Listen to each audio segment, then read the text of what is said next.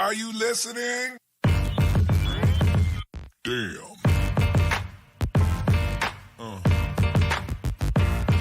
Yeah. Yeah. Yeah.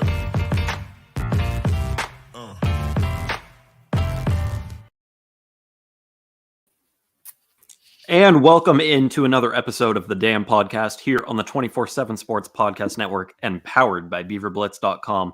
I'm your host, Carter Bahns, joined as always by BeaverBlitz.com publisher Angie Machado for the first episode of the Damn Podcast in the year 2023. We took a quick break for the holidays and we are back now to talk 2022 football, look ahead to baseball season. We've got basketball in the middle of the season right now. Lots of stuff going on. This is going to be a football centric episode though, as we are recording on Monday, January 9th, the day of the 2022/2023 college football playoff national championship, Georgia and TCU doing battle in about 2.5 hours from now. So we're going to get you out of here if you're watching us live in time for that championship game. Angie, today we're talking early signing period because we haven't had a chance to do that since we took our little break and we were covering bowl game stuff. So we're going to go ahead and look back at the early signing period for Oregon State and the 18 signees that the Beavers are bringing in the new year. But before we jump into all of that, Angie, how was your holiday season? Did you have a good Christmas, New Year? Are you refreshed and ready to go for a full 365 days of what could be the most highly anticipated Oregon State football season that we've covered? I am, Carter. I hope you are too, because it was a busy 4 or 5 months that we've just gone through. And it was nice to take a couple weeks off, although we get back from the bowl game and then it's jump right into signing day, which is kind of crazy around here. And then I did not get COVID, but I got a cold. So like our whole family was coughing and Christmas was delayed by a day or two. And it's all good though. Everybody's good. And it's just so much excitement in the air. I mean, I think you can feel the buzz and so much excitement around the program with recruiting, with the transfer portal, which I know we'll get to later on in this episode. So a lot of, if you're a Beaver fan, I think you should be pretty excited for the future. Yeah, even though this 10-win season ended almost a month ago now, it feels like it was just yesterday that we were in Las Vegas, but we're coming up on a month since it ended. The momentum hasn't slowed down at all. I mean, we just celebrated the 1-year anniversary of Reser Stadium's implosion. Oregon State continues to pull talent from the transfer portal. We've got another signing day coming up in about 3 weeks. So it's not like there's any like lull in momentum or news or anything around this football program right now, which normally we have a decent amount of stuff to talk about here in January, but it feels like there's even more this year. Yeah. I mean, you think about it, because like you said, we're like 3.5 weeks away, 4 weeks away from February 2nd, which is the second signing period, which is more of the walk-on signing period for the preferred walk-on players now. But then, then baseball starts and then spring camp starts for football. And I know this year, especially with the new players coming in, DJ Uiagalelei. I'm working on it, Carter. But with him being in town, it's there's so much buzz, and it's going to be here, before we know it. No kidding. So today, since we are talking, we're going to go back in time, actually, a whole year ago to December 2022, and we're going to talk about early signing day, which is, like you said, Angie, it's more of the scholarship signing day, whereas February is now reserved for more walk-ons and maybe a surprise or two. Scholarship guy, but we are going to talk about the December signing period, which ran from December 21st through the 23rd. Most of those signings, again, happen on the first day, so we have kind of defaulted to calling December 21st, that first day of the early signing period, the new national signing day. So we're going to talk all about that. Oregon State, again, signs 18 high schoolers and JUCO guys to come in for the 2023 season in that 2023 class. So as we break all of this down, we're going to start with a quick overview. Then we're going to go down the line and actually do a brief little profile on each of the signees. And then we'll take a quick break, hop back and do a bunch of superlatives. So Angie and I went in and voted for our MVP, our most game ready player, the best fit, and even more. So we'll do that in the second half. Talk about a couple of the guys who we see maybe competing for playing time as true freshmen. And then I'll look ahead to what's next as far as the transfer portal goes, as far as that February signing day. And that's kind of the extent of what we'll do here in this belated early signing day recap, as we're about 2 weeks late. But again, needed to refresh and recover after the grind that was the 2022 football season. So, Angie, let's get things started with an overview of Oregon State's 2023 recruiting class, which again highlights 18 signees, one of them ceremonial, and we'll get to each of these guys and highlight that. One of them is a JUCO guy, and 17 of them are preps. So 18, the volume is a lot higher than in the last couple. Oregon State had more room to bring in talent, didn't necessarily have the roster constraints that came with COVID. It was more of a prototypical signing class. But less JUCOs than what we saw earlier in Jonathan Smith's tenure. With only one JUCO in this class, they are going, more of the traditional prep route. Yeah. So, I mean, you get the 17 versus 1. I think last year there were only 1 or 2. We have in the past seen, 1 or 2 of those guys come in later on because JUCO guys actually have their own signing window. I think there's another window that's actually still open in January. I had all of this pulled up. Yeah, because they have the mid-year transfers Right. Yeah, you've got the mid-year transfers. You got the 2 transfer windows for the guys who are going FBS to FBS, and then there's the 2 signing periods for high schoolers. So it's all over the place right now. Yeah. But just because there's only one JUCO guy right now doesn't necessarily mean that the door is closed. But as you said, yeah, it is. To only bring in one, it's a little uncharacteristic for Oregon State. As far as player ratings go, there's 2 4-star prospects in this class. Again, Oregon State had never signed a 4-star prospect. With Jonathan Smith as the head coach, they get 2 in this class and 16 3-stars. So, moving away from the era of 2-star recruits, there's very few of those in the 24/7 sports database. Most of them are 3-stars, but 2 4-stars, again, is the most high-end talent that Jonathan Smith has brought in. An average player rating of 86.45, which again goes to, I think, elevating the level of talent in this class. Yeah, absolutely. I mean, that is a mid-level 3-star. So this class averages a mid-level 3-star. We'll get later down, down the list here of kind of our thoughts on the rankings, composite rankings. I think 24/7 does a great job in the analysis of these players, but 86.45. I think if you can build classes, Oregon State is not going to be the school that is signing, all the 4 and 5 stars and all of that. But they want to have good talent that wants to be in Corvallis and that they can develop. And that's the goal going forward. And I think they accomplished it here. Again, 86.45 is one of the higher average player ratings we've seen.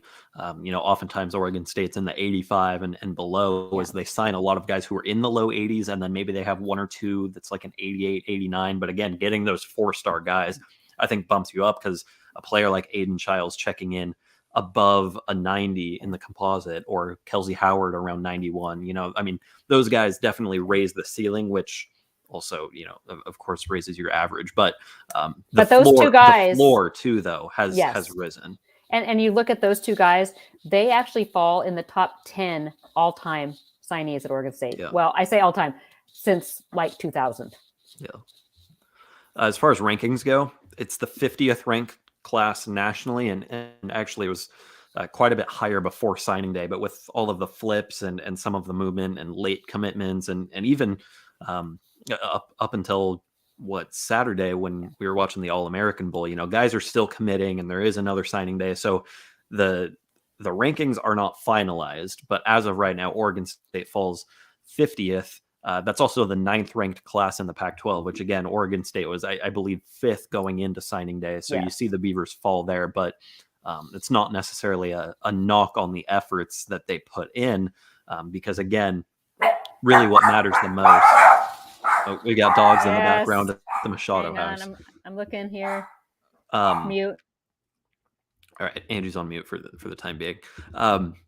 So what matters more, I think, and I think Angie will back this up too, than the rankings themselves are the average player ratings, because again, Oregon State raises the floor and also raises the ceiling.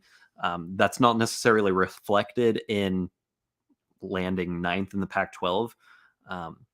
But there is more talent in this class than we have seen in years past. This is also Oregon State's highest ranked class since 2013. If it ends up finishing in the top 50, it would be the first top 50 class since 2013. The Beavers have signed a 51st ranked class, a 52nd, and I think a 54th. So, it is kind of on par with some of those higher end classes that Oregon State has had in the last decade or so.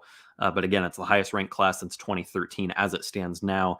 That class a decade ago was highlighted by Deshaun Hunt and Steven Nelson. Nelson, of course, panning out and turning into an NFL caliber player. So hoping to bring Angie back in here in just a second. I'm here. So to apologize, I am watching a friend's two dogs, and yes, they're little yippers, and I don't know what they heard, but they heard something, and now I locked them out. Now they're going to be yipping outside. So let's just keep our fingers crossed.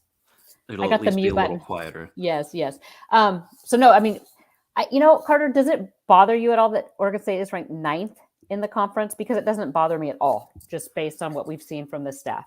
No, and again, to the point that I just made about your average player rating meaning a little bit more than your ranking. We're getting spam botted over here in the chat. I'll block the user. Dogs barking and spam bots. I know this is. I said when we pressed record we were going to have to brush the rust off a little bit because it's been a couple of weeks. But no, anyway. So Oregon State being ranked 9th, again, a lot of the ranking has to do with volume, whereas your average player rating just takes into account the actual quality and caliber of player bringing in. Oregon State's average player rating is 8th. So again, that's not a huge difference from 8 to 9, but it shows that you can have more talent than the team ahead of you. They just have more players. So again, I think, you look at that player rating, and I put a little bit more stock into that than the ranking itself. Even then, still Oregon State ranked 50th. That's the highest ranked class in a decade. So, the volume, again, higher than the last couple, and the talent as well. Angie, anything you want to add as far as player ratings and rankings go before we actually highlight some of these guys? No, I just really do think this is probably the best overall class that we've seen at Oregon State, probably since 2012, 2013. Yeah.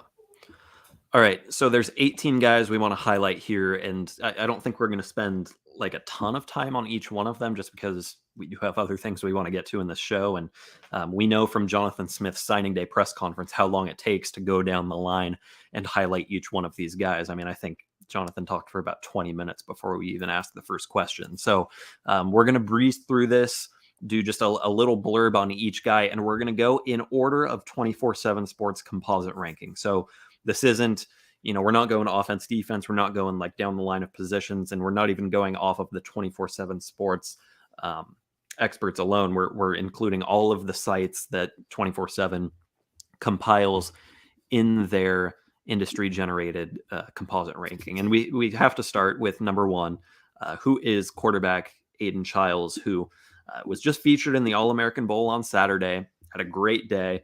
24/7 Sports sent multiple recruiting experts down to that, and they were all raving about him. And with each of these guys, we're going to give you their stars and their ratings. Aiden Childs is a 4-star with a composite rating of 0.9147. And he's actually ranked, I believe, I said I don't have the 24/7 ratings pulled up, but I believe he's a 92 or 93 in the 24/7 database. So still waiting on the other sites to catch up. He 93. Is 93. Okay. Yes. And I do believe that he's going to be getting another bump as well after what the 24/7 experts thought of him at the All-American Bowl. Yeah, 24/7 Sports has him as the number 11th ranked quarterback in the country, number 150th overall player. So that is significantly higher than the composite, which, like I said, when you look across the board of who's actually watching these guys and evaluating them, 24/7 in the West Coast blows everyone off the table. So I do look at the 24/7 rankings, 93, Carter. That's huge. And if you saw what he did, he's raw. His talent's very raw, but watching him not only in his senior year, but then watching what he was doing in that All-American game, he was throwing dimes. He was on the run. Super, super excited to see what he can do in Corvallis. Silences some of the doubters, I think, with regard to Jonathan Smith and Brian Lindgren's ability to recruit high-end quarterbacks, because I mean, for a while there, it was legitimate. Oregon State had kind of swung and missed at the quarterback position for quite some time. Aiden Childs coming in as who I think will end up as a top 10 quarterback nationally, according to 24/7 Sports. It really doesn't get much better than that. I mean, the only player at the All-American Bowl who outplayed him was Dante Moore, who is probably the number one quarterback in the country, or at least not named Arch Manning. Yeah. So he actually moved into Corvallis, moved into his dorm last week, left, flew to San Antonio for the bowl game, and then arrived yesterday to move back and, join Kelsey Howard as his roommate in the dorm. So he is starting things off in Corvallis immediately. They start class today, and exciting times for, his future. And Blair Angulo actually spoke to him earlier in the week at the 24/7. He's actually fluent in Spanish. So they send me an audio recording, and it's Blair and Aiden Childs speaking Spanish back and forth to each other. And so I wrote back and I'm like, guys, I don't speak Spanish. And they're like, well, we thought Machado. I'm like, that's Portuguese, but I don't speak that either. So don't conduct interviews in Portuguese either. But fluent in Spanish. I mean, he is ready. He said he's excited that DJ is coming in. He said he hopes, he wants to learn and learn from him. But he also said, I'm coming in to compete too. And so it'll be a very fun spring watching these guys go at it. Get the Google Translate ready for interviews with Aiden Childs. We might have to become bilingual and show off our interviewing skills when we talk to Aiden. A couple of stats here on Childs before we move on. So he's a dual threat guy. And I think, again, that's something that Oregon State has had a little bit more of since Chance Nolan took over and Ben Gulbranson developed into somewhat of a mobile quarterback. But what Aiden Childs brings as far as that goes is more on the DJ Uiagalelei caliber. So someone who completed 73.2% of his passes as a senior in high school, threw for 3,350 yards and 38 touchdowns to just 5 picks across 15 games. It's impressive stuff as a passer. You mentioned he's still raw there, but at the high school level, he's getting it done. But then also as a runner, I mean, I believe he ran for 14 touchdowns, close to 1,000 yards, if I'm not mistaken. Averaged something like 14 yards per carry. So a big play quarterback with his legs as well as his arm. I think after a year of development with DJU there to kind of help him along, he's going to be ready to start as a redshirt freshman. Yeah, absolutely. I mean, if you watched him in that All-American game, watch him scramble and then throw. I mean, it was beautiful. And he delivered the ball right, like on a rope. So excited to see, what he can do. I see someone ask about, he got dinged up in that game.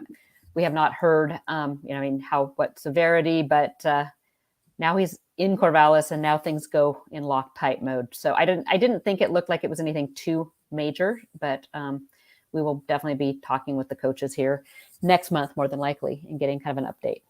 That is the headliner of Oregon State's 2023 recruiting class, Aiden Childs, a 6'4", 195 quarterback from Downey, California. All right, we're going to try to go a little bit we need to go a little quicker here. These guys, but we definitely did want to highlight Childs in depth because he is the number one guy in this class. And I think, maybe we take a similar look at Kelsey Howard here too, the defensive lineman from Las Vegas, Nevada. I'm scrolling through the multiple tabs I have here to find his bio. So a defensive lineman at 6'4", 270 from Spring Valley High School in Las Vegas, Nevada. The number 2 player in Oregon State's 2023 class with a 24/7 Sports composite rating of 0.9069, another 4-star, and 2 players above 90 in the composite ratings. Angie, to get a player of this caliber at a position of need for Oregon State, I think this might be the most important signing in the class. Yeah, absolutely. And we were just to see how engaged he was. I mean, this was a young man that had people coming after him continuously. Again, he's a 93, ranked by 24/7.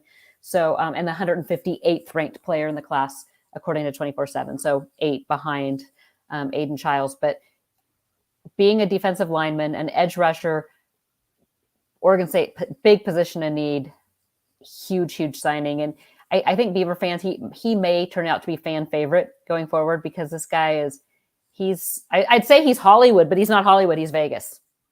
Wears his sunglasses, and he is interacting. I mean, at the bowl game and at the pep rally, interacting with fans and taking pictures, and he's going to be just a ludicrous amount of swag. I mean, actually, when you look at, we have this this December 2022 signee press release from Oregon State, and all of the player profiles are kind of just standing there with like they've got like Reser Stadium in the background, or like a wood grain background. Kelsey's there with his sideways hat, his sunglasses. I think he's got a necklace on there too. Like, I mean, just exudes swag. So definitely fan favorite potential. I want to throw some more stats out there on Kelsey Howard, because these are eye-popping as well. 55 tackles as a junior, and then ups it to 68 as a senior. As a defensive lineman, that's tough, because you think of your safeties and your linebackers racking up the tackles, but he's logged 68 as a senior, including, get this, 14 sacks. So that's about a sack per game, if not more. 2 forced fumbles, 2 fumble recoveries, and 5 pass breakups. So he's getting his hands up at the line of scrimmage and knocking passes down, forcing fumbles. It's a guy who does a little bit of everything. And somebody, spoiler alert, who I think we're going to be talking about as a player who could compete for playing time right away. Yeah. And I want to kind of go back to, because I reach out to all the head coaches for all the signees. I usually hear from 4 or 5 of them, just to kind of hear. Very first coach I heard from was Kelsey's high school varsity coach. And what he highlighted was, yes, Kelsey's a great player, but he highlighted his leadership and how he brings everyone up to his level. And so I think that is a really important thing for Oregon State too, is having another major team leader on this roster that's going to help bring his teammates elevate their potential. Another point that once he gets to Oregon State and he's just playing football, we're not ever going to think about this, but as a high schooler, he's a standout wrestler, finished second in the state, I believe as a freshman, I think, or it was at least early on. Yeah, second in the state in his first season as a wrestler. Yeah. He's also a basketball player, and finished 5th in the state in shot put as well. So a multi-talented athlete. And that's it now, because he's in Corvallis now. So he won't be taking part in any of the spring sports, but definitely a fun one to watch. That is Kelsey Howard. And then we move now to number 3 in the class, Montrell Hatton Jr., a wide receiver out of Carthage, Texas, an 8.811 in the 24/7 composite. That's a very high 3-star. He's right on the border of 3 and 4-star status. Checks in at 6 feet, 175 pounds. I think a wide receiver, Angie, who can compete and play right away. I don't want to give away all of our instant impact players right now, but somebody who is, as far as skill position talent goes, about as highly rated as Oregon State has landed in the Jonathan Smith era. Yeah. And this is a guy, I mean, I know fans have been talking about Oregon State needing some wide receiver help. Again, he's another player who is on campus right now, graduated early. In fact, I just saw him go live on Instagram today around lunchtime. He was in the Valley. I double checked to make sure he was in Corvallis, and he was in the Valley Football Center, taking people around the football center and showing them around. So definitely one to watch. He very highly regarded in the state of Texas, and Oregon State's expecting big things from him. One thing that I always look for when I'm not, it's sometimes we don't have stats available and we don't have his senior season stats, but what I look for is, does this guy have a proven track record of winning? And I think Montrell Hatton might be the biggest winner of this recruiting class. So as a sophomore, his first year of varsity, he goes 14-0, wins the 4A state title in Texas. As a junior, Carthage goes 11-1, misses out on the state title, but only 1 loss there. And then as a senior this year, 16-0 and a state championship. So this is a guy who won, there's 41 games and lost 1 as a varsity player was a 1,000-yard receiver as a junior. And again, we don't have the full season senior stats, but a star player on a team that wins pretty much every time it goes out on the field. Yeah, he was also they just a little tidbit. They won that state title game the day before Oregon State beat Florida in the Vegas Bowl. So it was a long season for him, but he was a little dinged up. I don't know how much he played in that final game, but he is in Corvallis and ready to go now. So, and like you said, you can't underestimate that winning mentality. They know how to win, and they expect that from their teammates. Next up is the number 1 junior college edge rusher in the nation, Nico Taylor from Hutchinson Community College in Hutchinson, Kansas. If you watched Last Chance U, you would probably remember Hutchinson from the Indy seasons. But Nico Taylor, an edge rusher out of Hutchinson, originally from Oceanside, California, 6'5", 235 pounds, comes in, Angie, with how many years of eligibility? I believe he's a 3. I think he has Okay. a 3. He's a 3, I believe. Let me see. I'm just double checking.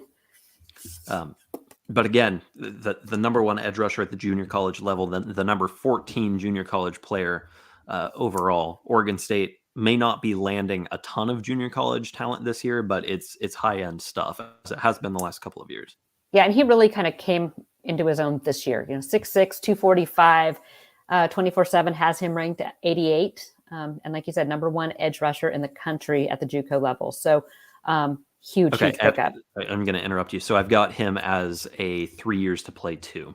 He'll enter as a true junior. Okay. Without a redshirt year. Yeah. He was a 2022 All-American honorable mention at the junior college level. Played in 12 games, racked up 43 tackles, 15 and a half tackles for loss, and 7 sacks. So, I mean, that's proven production right there. We're not projecting anything. This is a guy who's already done it. Yeah. It's just a matter of translating it to the FBS level. Another player who was a mid-year transfer, so is in Corvallis this week for classes starting. How about this? His first game as a freshman, 14 tackles. That's a pretty good start. Think about this. Kelsey Howard and Nico Taylor. Yeah. Pretty impressive. That'd be scary. And that's not even mentioning some of the transfer portal guys. Exactly. Who, again, we'll touch on at the end of this. All right, next up, Leonard Ayu, outside linebacker from Laie, Hawaii, at Kahuku High School, the North Shore, again, producing high-end talent on the football field. Outside linebacker, 6'4", 210. He's a 3-star prospect in the 24/7 Sports composite at 87 flat. Angie, what's your read on Leonard Ayu from Kahuku High School? Yeah, he's just a baller. He's kind of in that hybrid safety outside linebacker mold. He is the ceremonial signing of this class. However, he will be taking a 2-year Mormon mission. So we won't expect him until 2025. And so that is, a ways down the list, but definitely excited to see where he lands. It'll be interesting to see where he comes back weight, strength wise. Theoretically, could you move him inside as a middle backer? Could you see him as a stand-up edge rusher, outside linebacker, kind of the hybrids like what we're seeing with John McCartan? So it'll be interesting to see where he comes back. These mission guys, you kind of hold your breath and wait and see where they come back. Some of them lose a lot of weight and strength. Some of them gain a lot, just depending on where they get sent for their mission. But definitely a great addition to Oregon State's class, and he'll be kind of that surprise now in a couple years. We'll be reintroducing you to him in a few years. 10 and a half tackles for loss his senior year with 6 sacks and an interception. So again, high level production in high school from Leonard Ayu. We'll see if he ends up here in 2 years. More often than not, they actually do. You can look at Riley Sharp at the outside linebacker position as somebody who panned out after taking a 2-year mission. So again, wait and see. But when 2025 rolls around, you could see Leonard Ayu joining the program there. Moving to the offensive side, again, we've got Jacob Anderson, an offensive tackle in the 24/7 database. Oregon State likes to move their guys around, so we'll see where he actually ends up. Out of Billings, Montana, Billings West High School, an 86.92 in the 24/7 Sports composite rankings, checks in at 6'6", 265 pounds. This is one of those, okay, Jim Mahalichuk has found his guy kind of Yeah. guys. Somebody with that kind of size, high motor player, I think it's the Jim Mahalichuk mold. Completely. I mean, this was another coach that responded to my questions. And again, a blue collar, hard worker, get after it kind of kid. 6'6", 250 or 265. I do see him as a tackle, probably staying in that tackle spot. But what we have seen from Mahalichuk in the past is he wants his best 5 guys out. So if that means moving you to guard, that is something that he would do even at 6'6", 6'7". But Jacob Anderson, I'm excited because O-linemen, I think, get overlooked a lot of the time. They're not like the sexy wide receivers that can go make big catches, but those road graders, huge part of the program and part of Oregon State's big success over the past couple of years.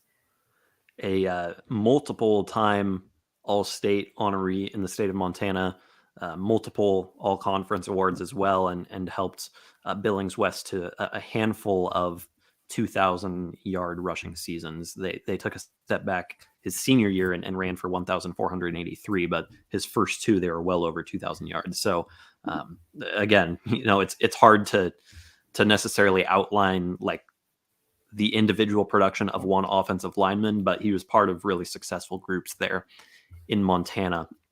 We move now back to the skill positions with Tastian Reddix out of Fort Lauderdale, Florida at Dillard High School. And I will scroll down to the very bottom here to He's find known as Taz. Taz. Yes. They refer to him as Taz. The pronunciation guide shows it as Tastine. So we'll roll with that. And he's 6'1", 180. So, he's got the size height wise to launch himself to the top of Oregon State's, height leaderboard. But we definitely would like to see him put on a little bit more size, and bulk up a little bit, I think. But he's got the potential to be one of those, I think one of those players who has a good combination of speed and size at the wide receiver position. Yeah. Another player it's just key, arrived early. He's with Montrell Hatton, rooming with him in Tebow Hall. And just to get these guys here early, they're taking part in winter conditioning, strength training, training tables, all the stuff. He'll be here for spring practice. Oregon State coaches are really excited about both him and Hatton being guys that could potentially step in and play as true freshmen. Next up is a cornerback in Andre Jordan Jr. Goes by Andre Jordan Jr. according to Oregon State. He's Andre Piper Jordan Jr. in the 24/7 database. A 3-star .8625 player out of Federal Way, Washington, who was a 2-way player in high school. So he was actually named the All-Purpose Player of the Year in 2022 and out of Federal Way as a defensive back and wide receiver. But he does come in as a DB to Oregon State. Yeah, it's just that length that Oregon State's looking for at the corner position. 6'1", needs to add a little weight, but he'll be, in that kind of mold. He comes from Ford, the 7-on-7 team and the Performance Center. So very well coached coming out of high school. And I'm expecting pretty big things from him. At tight end, Oregon State had Dorian Thomas flip to Arizona at the last minute, but they do end up bringing in Cooper Jensen, who was one of the original commits. I was going to say one of the top class. First signees, or commitments. Back, I want to say like last April or May even. Yeah, I mean, he was on the very early side. A 0.8583, so kind of a mid 3-star according to 24/7 Sports Composite. But I will say, Brandon Huffman, who lives right there, went to several of his games, has him as an 87. So yeah, again, take the composite for what it's worth. 24/7 tends to be a little bit more accurate. And Carter, he committed October of 2021. So even earlier than we thought. Earlier, yes. 6'5", 215 out of Glacier Peak High School in Everett, Washington. Some stats for you. His senior year, 22 catches for 339 yards and 5 touchdowns. And then again, as somewhat of a 2-way player, 6 tackles, 2 tackles for loss. So, he will come in as a tight end, but one of those athletes who has played on both sides of the ball. Again, somebody who I think really fits the mold of what Oregon State's trying to do in the trenches and at the tight end position. Yeah, he's going to be, we'll talk about him later in our superlatives, but he is your quintessential Oregon State guy. Commits early, sticks with his commitment, even when Tennessee, ASU, Arizona, and the like start coming in after him. He is, an Oregon State guy through and through. So it'll be exciting to see. He was at several games this season, came down from Snohomish, Washington, was at the big Civil War win. Just kind of that guy that is a Beaver and never wavered, for the staff. Basketball player as well, and a team captain on the football team. So has those leadership qualities, and again, a multi-sport athlete. You always like to see that. Isaiah Chisholm, one guy who I think Angie and I are both very high on at the inside linebacker position, 6'1", 220 out of Santa Clarita, California, and Chaminade College Prep, and a .8542 3-star in the 24/7 Sports database.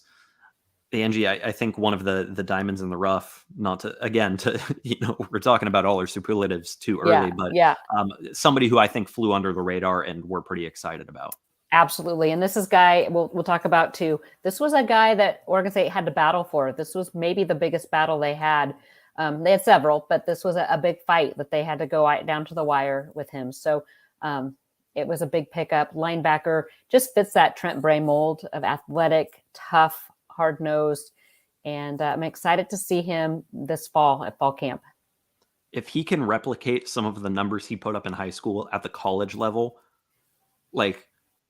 these are all-American type numbers. And again, I hate to project anything, and it's hard to decide, is this guy going to contribute in college as he did as a high school player? But 166 tackles as a senior, after posting 111 as a junior. So this guy has nearly 300 tackles over his last 2 years of college, 106 solo tackles as a senior with 9 tackles for loss, 3 sacks, an interception, which was a pick 6, mind you. He also forced a fumble and recovered another fumble for a touchdown. So 2 defensive touchdowns to go with 166 tackles. Probably the highest producing player in high school that Oregon State landed in this 2023 class. Yeah, and I'm just looking again now. Again, we keep talking about the discrepancies between the composite and 24/7 rankings. This is, a Southern California kid. He's had both Brandon Huffman and Greg Biggins evaluate him. 88, so that's a high. That's right there, mid or high 3-star, low 4-star. And they had him listed as the number 49 linebacker in the country, whereas the composite's 107. So way better. Or 24/7 has him listed at 55th best player in the whole state of California, whereas the composite is 112. I just think I want to throw that out to our listeners so they get a better idea of kind of where the ranking discrepancy is. And that's one of the reasons I made the move years ago to 24/7 was because the analysts are good at 24/7 and they actually see these guys play. So I always kind of look at those numbers, put a little more weight, whether that's better or worse than the composite. Those 24/7 rankings are, especially on the West Coast guys, definitely worth looking at. Isaiah Chisholm, again, one of the great gets in this recruiting class. We move to the trenches again to highlight Abraham JoJo Johnson. He will be JoJo Johnson in the Oregon State roster, a defensive tackle from Salt Lake City, Utah at Olympus High School, who I think projects as somewhat of a project, give him a year or 2 to develop, hit the weights, get in that scheme a little bit and develop. But somebody who I think, again, has the frame to be really good in the middle of that Oregon State defensive line. Yeah. This is a guy, and this, again, I'll point this out because this is the opposite. 24/7, Blair Angulo has him rated 83. Composite, he's an 85. So he's very raw. He hasn't played football for more than just a couple years. 6'3", 280 right now. Good weight, though, and they can add some more weight to him. So I see him as, like you said, a project D tackle. Give him a couple years, but definitely worth taking a shot on. I think very similar to Kari Hickle last year, who we said, he has the frame. He's a freak athlete. He's got a chance to be really good if you give him a couple of years. And that's kind of the Oregon State way, find a couple of those guys who you can build up and keep in the system. And as long as he sticks around, I think we could be talking about JoJo Johnson as a starter in about 3 years from now. 68 tackles in 13 games as a senior, again, at Olympus High School in Salt Lake City, had 10.5 tackles for loss, 2 sacks, and a fumble recovery. So production there. Let's stick with the D-line. Let's stick with the D-line and talk about one I'm really excited about. That being Thomas Collins from Gothenburg, Sweden, went to RIG Academy in Sweden. There is somewhat of an American football presence in Sweden. Oregon State fans obviously very familiar with Simon Sandberg, who came over, spent a year or two in San Francisco at San Francisco City College. But Thomas Collins, following a very similar mold, comes to Oregon State from Sweden on the defensive line at 6'1", 275. Yeah. And I don't know if you guys saw, but he came over with some of his teammates, international teammates, and they did one of the big camps at, I believe it was Texas A&M. And if you saw some of the video that was put out of his just athleticism, I mean, he was like one leg jumping over hurdles, unreal type stuff. So like I said, 6'1", 275. I think he could make an impact immediately. I think the staff's taking more of a wait and see approach with him because he is more raw, but excited what this young man can do. Thomas Collins, an 8.59 or 8.539 in the 24/7 composite. So right there, firmly in the middle of the 3-star range. There are multiple guys, actually 1, 2, 3, 4, 5, 6. Yeah, 6 players with an 85 rating in the composite. Collins being one of them. Moving back to the offensive side, Zachary Card at the wide receiver position, an 8.536. Somebody with elite speed at 5'11", 175 out of Brentwood, California at Pittsburgh High School. A player who Jonathan Smith compared to Anthony Gould. I was just going to say, he reminds me of Anthony Gould. You could see him maybe get a special teams role relatively early. I think, again, somebody who might take a year or two to develop into a role player. But I think Oregon State's going to try to get him on the field relatively early. His senior year catches 35 passes for 673 yards and 6 touchdowns.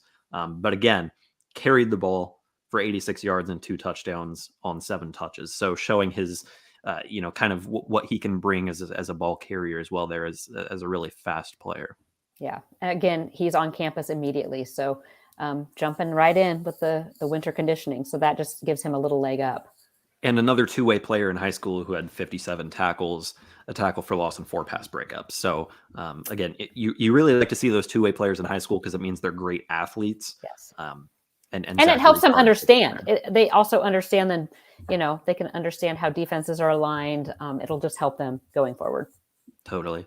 Xander Esty on the offensive line, another Jim Mahalichuk prospect out of Auburn, California at Placer High School, a 0.8511 in the 24/7 composite, 6'4", 275, a captain on that Placer High School team as a senior. Yeah, this is one that actually the coaches saw at a camp and offered him on the spot. So you look at his offer list, he had Cal Poly, Fresno State, Idaho, among others. But Oregon State saw him, Mahalichuk saw him and offered him. So, that basically to me is good enough validation for the young man because Coach Mahalichuk knows what he wants and he was able to land him. That's the last of the 85 rated players in the composite. We move now to 4 more players in this 2023 class, and all of them are in the 84 range. The first one being a defensive back out of White House, Texas at White House High School, Jermon McCoy, who measures at 6 feet flat, 180 pounds, again from Texas, which we know Oregon State has continued to kind of rebuild into a pipeline over the last couple of years. Yes. Just, a big, they like the length. Oregon State likes the length. I believe too that I'm just looking here to double check because I wasn't sure. I think White House is where Patrick Mahomes went to high school. I think I was trying to. I cannot confirm this, but if so, I'm just looking because I swear because 24/7 has some great analysts in. Yes, he went to White House, Texas. There you go. Good pedigree for football for Jermod. But just what Coach Blue is looking for: length, athleticism, and just kind of that mold. They are looking for another, JUCO or transfer portal. So they're not expecting these high school DBs to come in and compete right away. Give them a little time to develop and look out. Again, another one of those two-way players. And, a lot of these guys maybe just see a few snaps on the side of the ball that's not their primary side.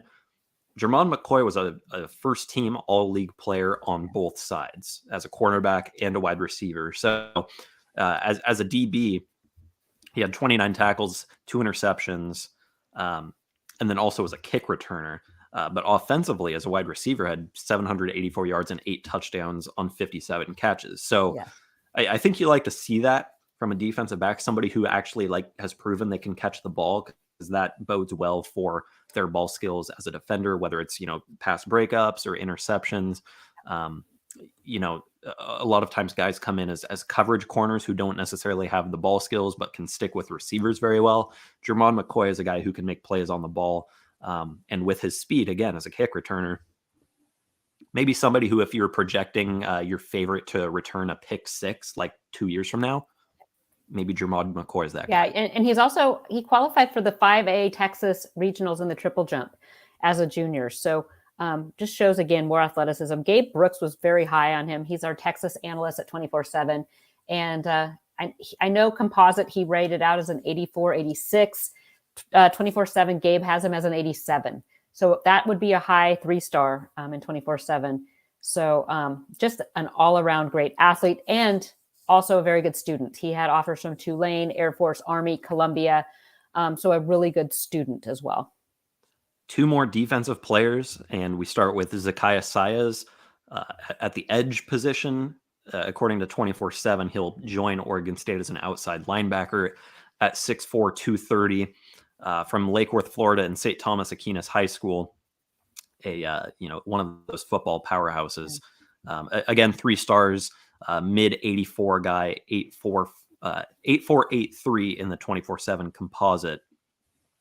Angie, your thoughts on Zakiah Saez at outside linebacker? I'm excited because just like we talk about getting great athletes that can play both sides of the ball, getting guys from top programs is also so crucial, because these guys they're already a step ahead a lot of programs just in their training and their strength training, their conditioning. So he is more of a project. I don't expect him to come in and make an immediate impact, but give him a couple years in the system.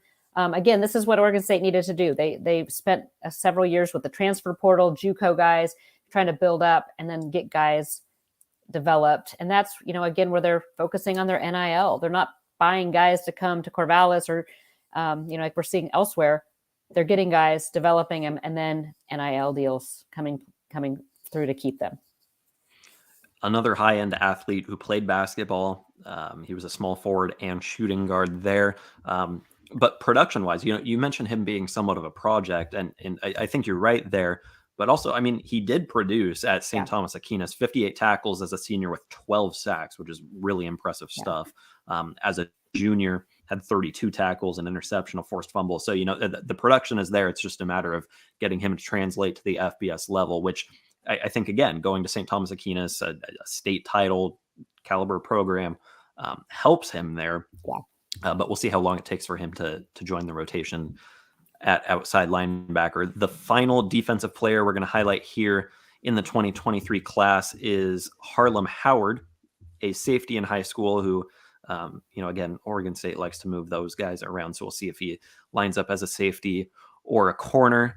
Angie, maybe you have insight there, but a 6'1", 175 athlete out of Pompano Beach, Florida, went to multiple high schools there in Florida, an 8.467 in the 24/7 composite. Yeah, just again, it's a recurring theme. Another multi-sport athlete, played basketball on the varsity basketball team.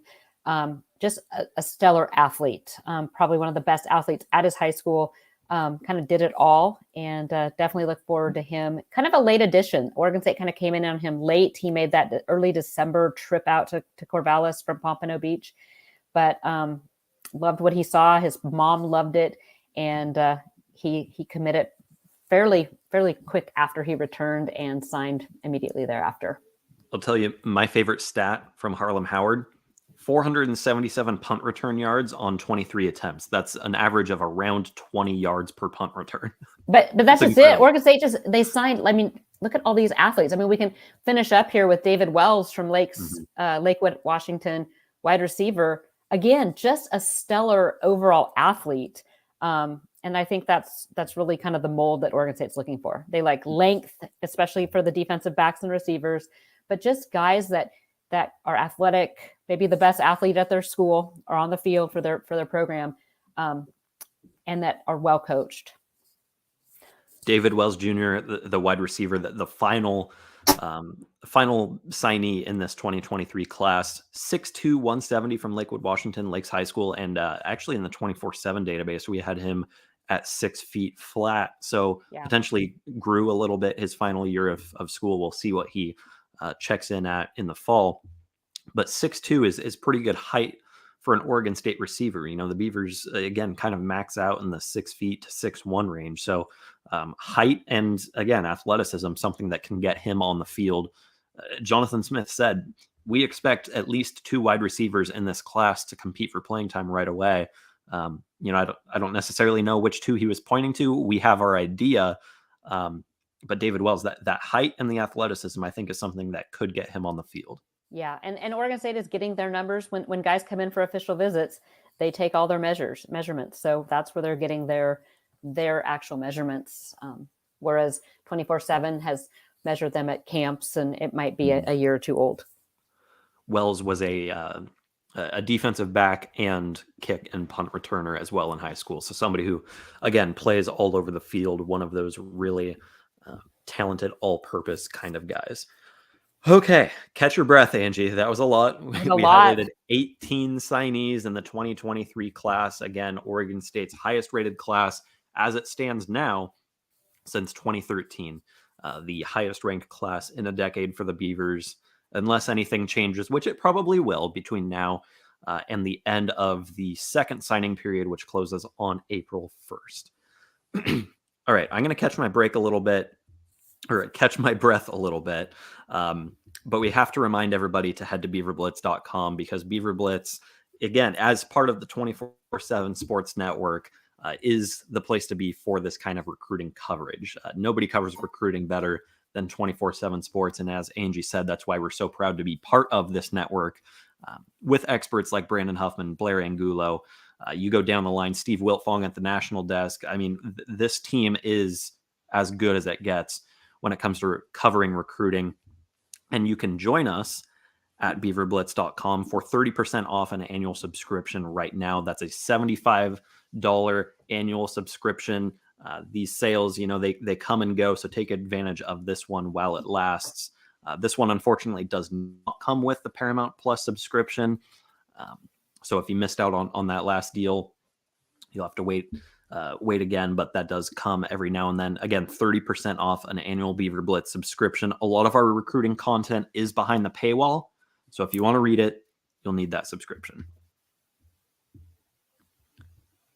Okay, now that we've caught our breath a little bit, let's go to our superlatives, Angie. So we've got 6 categories here. We each made a pick for each one of these, and I think there's a lot of crossover. Angie actually texted me when I sent this to her and said that you stole all of my picks. He picked first. It wasn't fair. We could have done it blindly, I guess. But no, it's all good, because I think it really highlights our thoughts. And like I said, I usually like to highlight more players, but in something like this, Carter had some great picks, so I think we have to go with it. Should we start with MVP right out of the gate?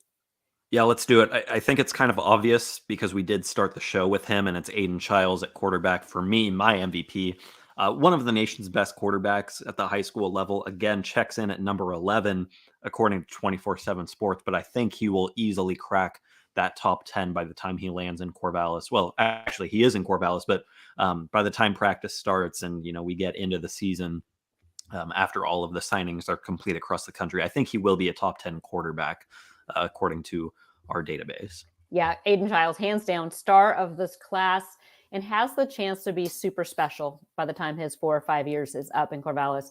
Top-rated quarterback recruit since Derek Anderson. Pretty good company there. So I love just what he stands for. I think we'll talk a little bit about some of the battles. I can talk about it now. I mean, I heard rumors of some pretty big NIL deals being tossed at him, and he stuck firm in his commitment, and exciting things for him coming up. Yeah, no doubt about it. Aiden Childs, I think, probably the most impressive commit to Oregon State since, I mean, shoot, at the quarterback position, you said since Derek Anderson. I mean, those are the two quarterbacks in the top 10 all-time commits, regardless of position at Oregon State. So he's right up there with some of the best that have ever come And what I here. love, so, I know back, Oregon State was after, and the name escapes me now, from Colorado, and he ended up committing to Arizona. Braden Dorman. Yes, Braden Dorman. I look at what Braden Dorman did this season and what Aiden Childs did this season, and it's like Oregon State won the jackpot here. Sometimes it is a good thing when players decide to go elsewhere. And everything happens for a reason. It does happen for a reason. And what he did, what Childs did kind of during this season. But what I love about him is not only does he have a strong arm, he gets it done with his legs too. It's a true dual threat guy. Somebody who before the season, Angie and I said, okay, this kid's going to blow up. So hopefully Oregon State can hold on to him. Sure enough, he did.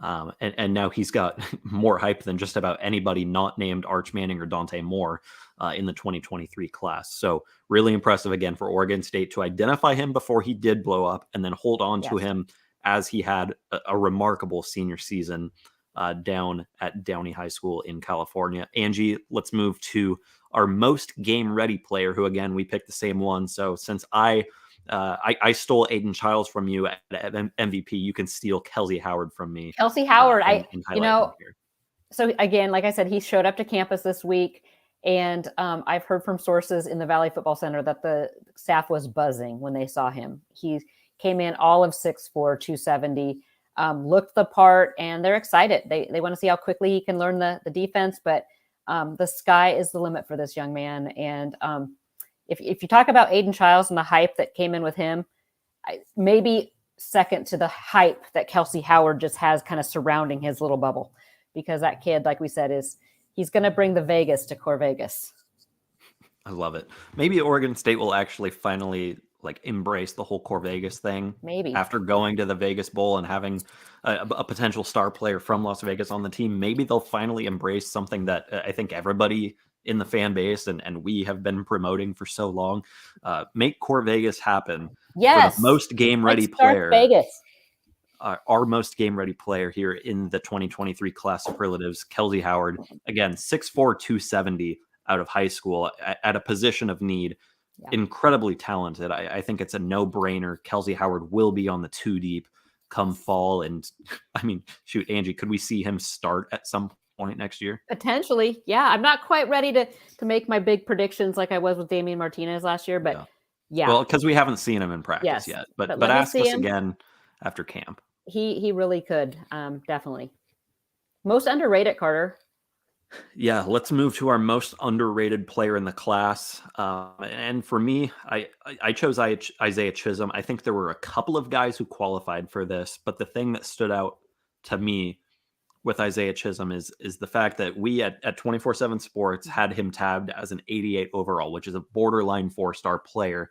But the composite rating, which again takes in some of those other sites, has him as a mid 3-star at 0.8542. So when you think about that, the composite is kind of an average. And I don't know exactly how they weight everything. Of course, it's proprietary, but an 88 at 24/7 and an 85 in the composite means some of those other sites probably have him in the 80 to 83 range, which is ridiculous because I mean, again, we talk about the 24/7 West Coast analysts being the best in the business. If they tab somebody as a borderline 4-star, they're probably a borderline 4-star. So I think he is criminally underrated in the composite. Look at his offer list. Yeah, mind you. Look at his offer list. Half of the Pac-12. Michigan State was after him. Right. Yeah. Angie agreed that was her pick for most. That was my pick too. Well. It was just, I think 88, 89 seemed a little more appropriate for him. Go watch his film. You'll agree. Then get back to us. Let's move to our diamond in the rough. Somebody who, I think takes a little bit of work from the coaching staff and maybe refines their game a little bit and could be a steal. I think the diamond in the rough category was our way of kind of framing the steal of the class. Yeah. And Angie, we agreed on this one again. I'll let you handle it. Thomas Collins, the defensive lineman from Sweden. I don't know what to expect because, when you look at his film, he's dominant, but I don't really know how the competition stacks up to what he's getting into here. But strength, size, motor, I'm really excited. I see this kind of as like you said, steal of the class. And it kind of takes me back to Dylan Wynn, way back when, as a guy that's going to be just that motor that doesn't quit. And I think he's going to be doing some big things in Corvallis and maybe this year. Yeah, what I really like is that, players who come from overseas oftentimes go under the radar just because it is really hard for them to get exposure. But one thing you worry about is how they're going to stack up against American competition because, of course, the competition is going to be a little bit lower overseas. He needs the experience in the States before we can say that he's, going to play right away or anything. But what stood out to me is the fact that he popped right away at a camp when he came over. Like, it wasn't like there was some drop off in, he's playing against American players. No, he stood out against American players coming over from Sweden. His film is really impressive. Again, he stood out at that camp, and I think he has a great frame too at 6'1", 275. He has really good weight as a defensive lineman, and I think you can build on that. Yeah. And who again maybe doesn't contribute right away, but I don't think will take very long once he gets a little bit of refinement from that coaching staff. I agree completely. So now we're going to move on to the toughest battle, the biggest victory for Oregon State, Carter. I'm going to let you start here. All right. So I actually picked two guys because I think it was kind of a tie. Yeah. And this is actually the first one that Angie and I picked a different player for. We also picked a different player for the last one as well. But the toughest battle victory for me is a tie between Isaiah Chisholm and Kelsey Howard. So for this one, I look at, again, their rating and the offer sheet. And with Isaiah Chisholm, he had offers from half of the Pac-12, 5 Mountain West schools, and Michigan State. So, you've got your other Power 5 contenders for him, and then a bunch of West Coast schools who, again, sometimes you see guys pick Mountain West schools over Pac-12 teams. It's not out of the question. So you do have to fight with them for some of these guys. Oregon State lands him over all of those schools, and it was fierce to the very end. Oregon State won this one. And then Kelsey Howard, the other one. Again, half of the Pac-12 offered him. He had offers from Miami, Nebraska, Michigan, BYU, and again, 5 Mountain West Conference schools. Two of I think the two best and most impressive offer sheets in the class. And for Oregon State to go toe-to-toe with the USCs and the Oregons and Miami and Nebraska and Michigan, that's really impressive and a testament to not only Oregon State's recruiting staff's ability, but the brand that Oregon State has started to build as it has won more games. Funny little story. I know we're running out of time. We've run out of time, but Kelsey Howard, I told you, Greg Biggins is dialed in. So I hear after Kelsey Howard's visit that he loved Oregon State and was on the verge of committing. So I call Biggins and say, hey, what are you hearing? He's like, oh, I heard he liked it, but no, he's not committing to Oregon State. I said, okay. Seriously, maybe 4 days later, Biggins calls me. So there's actually, I'm like, I told you. No, it's not. He's not going to Oregon State. And then he's like, wow, the family loved it. They loved Oregon State. So big one. My toughest battle, I'm going with Aiden Childs, and not that he was ever wavering, but I have heard some wild rumors about some pretty big NILs that were being kind of tossed around his direction. And then Isaiah Chisholm, I've heard some pretty behind the scenes, some, like you said, right down to the wire, right down to that night before signing day, coaches on the phone with him late into the night. So it was a battle, but I think he's excited to be a Beav, and Beavs were able to hold on. 4 guys right there. Well, I guess 3 with Chisholm, Howard, and Aiden Childs. Really impressive wins for Oregon State. All right, our last superlative. This one's kind of all encompassing. Yeah. So it's our best fit award. And I put in parentheses here on our rundown, that could mean culture. It could mean the position. It could mean the scheme or position of need, anywhere that you think a guy comes in and just fits at Oregon State. Angie, I'll let you go here because we did pick different players. Yeah, we did. We picked different. And I actually love who you picked because I do think he fits that. But I picked Jacob Anderson, the offensive tackle from Montana. Just like I said, and then hearing from his coach and the kind of player that Oregon State's getting with him, I think he is the prototypical Coach Mahalicek, an offensive lineman that maybe wasn't getting attention from all over the big schools, but just fits in what Oregon State's doing up front and building in that depth on the offensive line.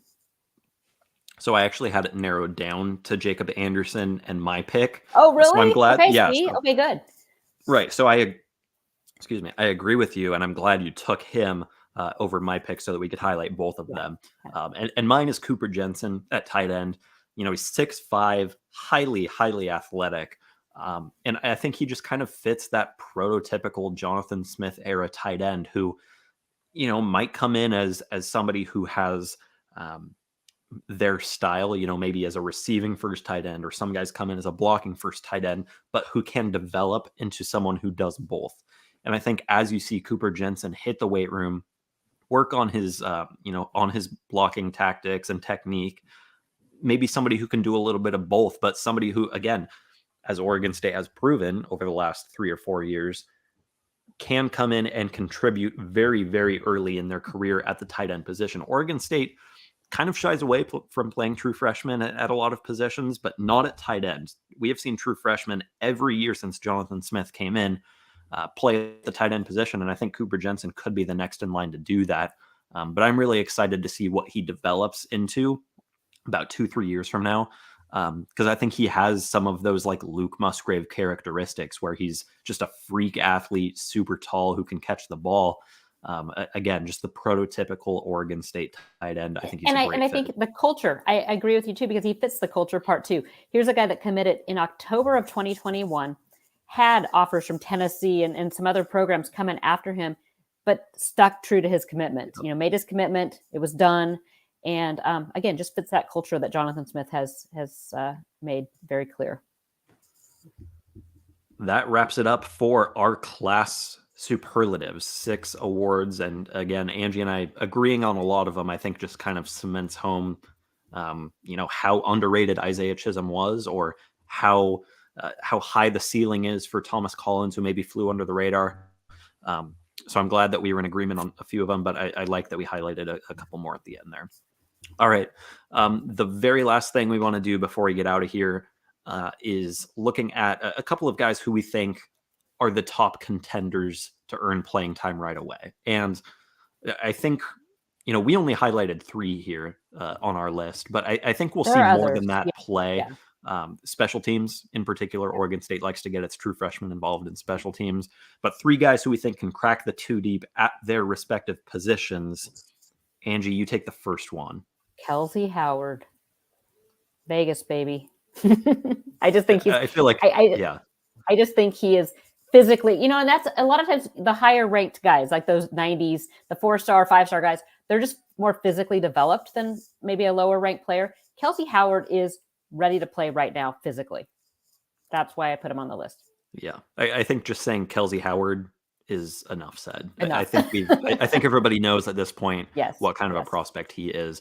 The 2 others, 2 wide receivers. And again, I said in Jonathan Smith's signing day press conference, he said that there are, there's probably room for 2 or 3 true freshman wide receivers to come in and play right away, or at least compete for playing time out of the 4. And the 2 that I picked being Montreal Hatton and Tastian Reddix. Both of them are going to be here in January. So, we're here on Monday, January 9th. They're probably in class right now as we record this. 2 guys with great speed, a little bit of size. I think Oregon State's wide receiver position in 2023 lines up as, again, one of its thinner positions. Mm-hmm. So getting at least 1 or 2 of these guys to step in right away is crucial. And the fact that Smith pointed to a couple of them as having the possibility to do that, I think means it's pretty realistic. Yep, I agree 100%. All right, Kelsey Howard, Montreal Hatton, Tastian Reddix are immediate playing time contenders. Angie, we've gone way over time, but I figured we would because this is a jam-packed show as we highlight all of the 18 signees. Again, one of them ceremonial, but 18 signees to Oregon State's 2023 recruiting class. So now you may ask, what is next? Well, the transfer portal remains open through January 18th. The second transfer portal window will open towards the end of spring practices around the country, May 1st through 15th. The regular signing period opens February 1st and will stay open through April 1st. So 2 months there where Oregon State can sign some preferred walk-ons, maybe 1 or 2 more scholarship guys. If the scholarships become available, we'll see. But I do think that is more of a preferred walk-on signing period. And then the transfer portal, again, Oregon State has already landed talent. We'll continue to search for talent. We're predicting a couple more maybe coming. Yeah, we have. Angie, I'm still waiting. Yeah. There. So Oregon State hosted 5 transfer portal guys this past week. 4 earlier, kind of like the Wednesday, Thursday, Friday timeframe. Another this weekend. Oregon State picked up a commitment from edge rusher Olu Omatasho out of Wyoming. He blew up. So he just committed, I think it was Friday. And then we should know in the next couple days about the other guys that were there. But think defensive backs were on campus. So those 3 guys were defensive backs and 1 tight end. So stick with BeaverBlitz. We'll have all of the latest in the lodge. And you can take 30% off an annual subscription to BeaverBlitz. Again, that's a $75 annual subscription, a great deal to get all of our VIP recruiting coverage and hop into the lodge. If you're watching us live on YouTube, yeah, Duke says hi. That's Duke in the frame there with Angie waving and apologizing for barking throughout this episode. But we thank you for watching us live or listening anytime, anywhere you get your podcasts to this first episode of 2023.